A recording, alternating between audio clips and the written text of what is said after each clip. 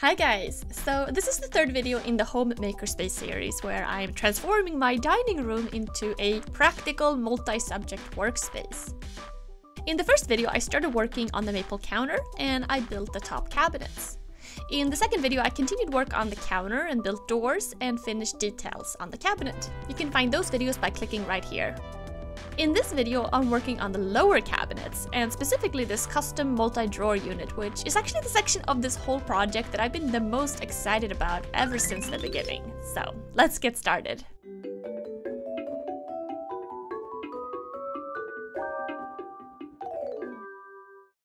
This bottom unit will feature mahogany, contrasting the top white cabinets. I began with cutting up some beautiful Pure Bond mahogany plywood for the main sections, and this you can custom order on the Home Depot website, where you can actually find a variety of plywood in different wood species. I chose mahogany, but there's also walnut, cherry, cedar, etc. This plywood is also formaldehyde free and based on a soy glue, which is pretty cool. Then I set the plywood aside and started cutting up the wood for the drawers. I'm using maple for the sides and back and the mahogany for the fronts. And since there will be 10 drawers, there was a lot of cutting to do here.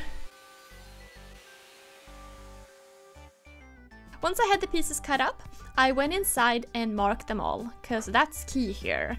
What's front, back, bottom, up, right, left on each piece. But let's fast forward a second into the future to get a better picture. So here are the pieces for the drawers. So here's the front mahogany piece. Now the pins are on the front and the back pieces, and the tails of the dovetails are on the sides. So it won't pull apart as you pull the drawer in and out. Then I have prepared grooves on the sides here, on these two sides, and these are like for drawer slides. It's gonna slide on a piece of wood here. And there's a stop here, so it won't go all the way. Then on the other side here, there is the groove for the bottom.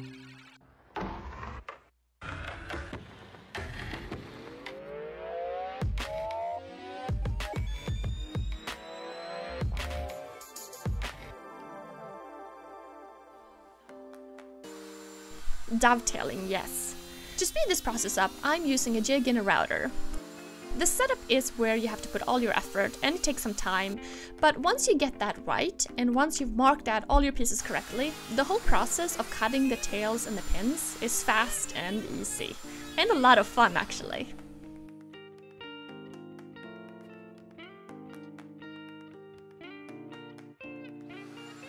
Next, routing the outer grooves so the drawers can slide onto pieces of wood.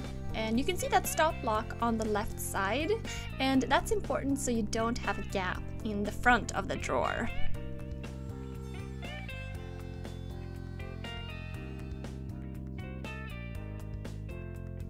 Also routing the inner grooves for the bottom to fit inside each drawer.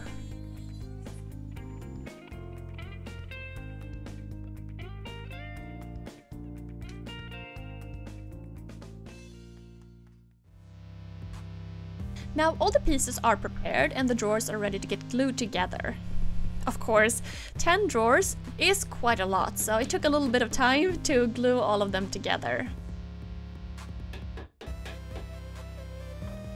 Now for the bottom, I'm using this really nice piece of thin maple plywood that is pre-finished with a shiny finish on one side, a matte finish on the other.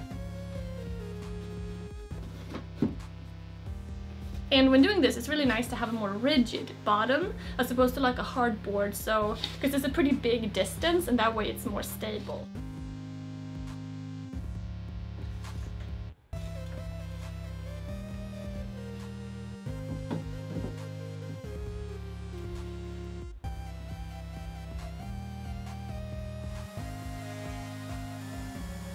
Now sanding and then finishing.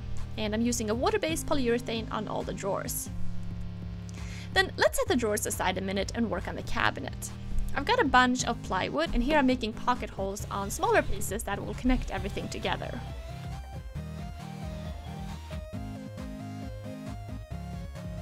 I'm kind of building a skeleton here for one side of the room.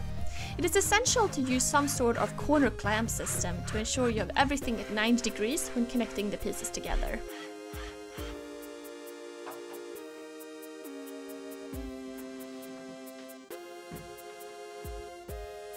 And here you can see it's one side, and I'll build one more for the right side. Now, I'm not using metal drawer slides for the drawers, hence the grooves on the outer sides, remember? Instead, I'm having the drawers ride on these wooden strips. This is maple, so I'm just cutting up a bunch of them. And I'm using the feather board to make this cut, where I'm pushing through on the inside in between the fence and the blade. It is a great technique when you want to cut really thin pieces of wood repeatedly without remeasuring. Then I drilled 3 holes, countersunk, in each piece. I secured a strip on each side of the cabinet and then pushed a drawer in. Success! First drawer in. Once I was happy about the position of the first drawer, I was able to mark from there all the other drawers, and I used a spacer block for consistency. I thought designing the drawers without using metal drawer slides was more in keeping with the theme I was trying to create. You know, vintage style library cabinet with lots of thin drawers designed to hold maps and drawings and secrets. I used the block plane to taper the fronts of the wood runners so the drawers could more easily grasp them. And then just a lot of testing to make sure they're moving well. I really like that everything fits together very tightly and that you can see the dovetails and the wood come through. And here you can also see the stopping point of the grooves, which acts as a stop for the drawer fronts. To make the drawers slide easier, I sanded all the wooden strips with my mineral oil wax polish, and this makes a huge difference and keeps the dust down. It slides on a lot easier, and here I'm just testing them all out. Next, the hardware. I created this template for marking the holes of the knobs and the label holder. And this was so much faster than measuring and marking out 10 drawers individually.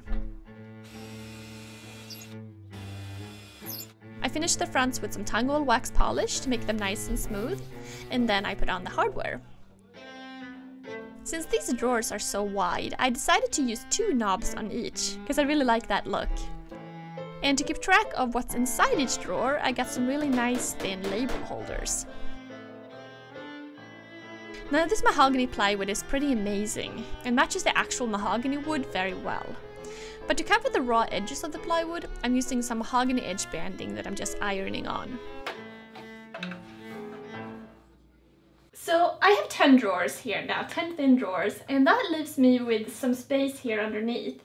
And I was thinking about how it would be cool to really utilize that in some way, like for storage, but to kind of keep it secret hidden.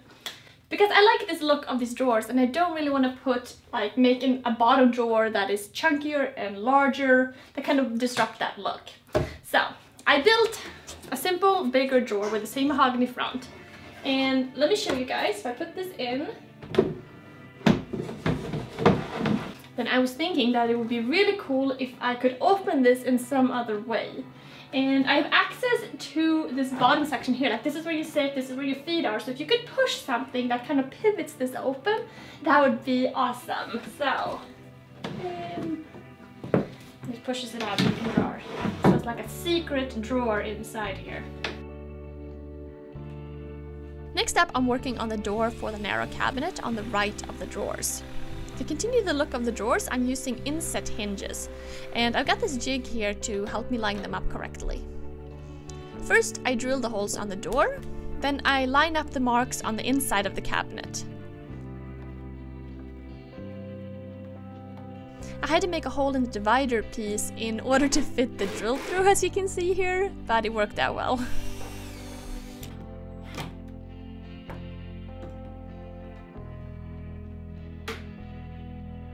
When I knew the door fit in place, I put on matching hardware. And I really like how these hinges just click in place. Makes it really easy to take off the door if you ever need to.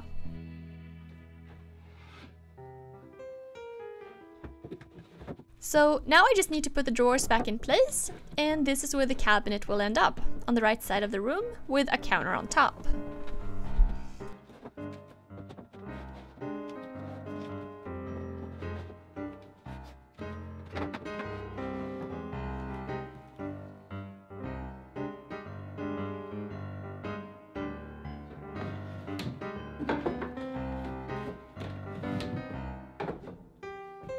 So I have this foot kicking mechanism here that I'm trying to kind of perfect. So I have a spring, I have the wood here, and I'm trying to figure out like the stop point, like how far do I want to be able to kick it. Like I don't want to push the drawer out completely, just a little bit. So the spring here I have because I want this unit here to retract back again after you push it, because otherwise you can't push the drawer back in again. So that way you will get pushed back. So yeah, I'll take this off and make a slightly different version.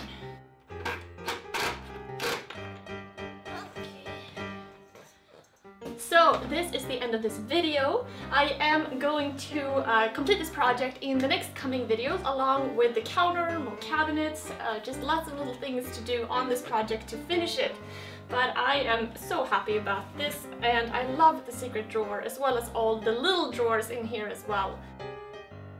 This is it for now, but thank you guys so much for watching, and I'll see you soon. Bye!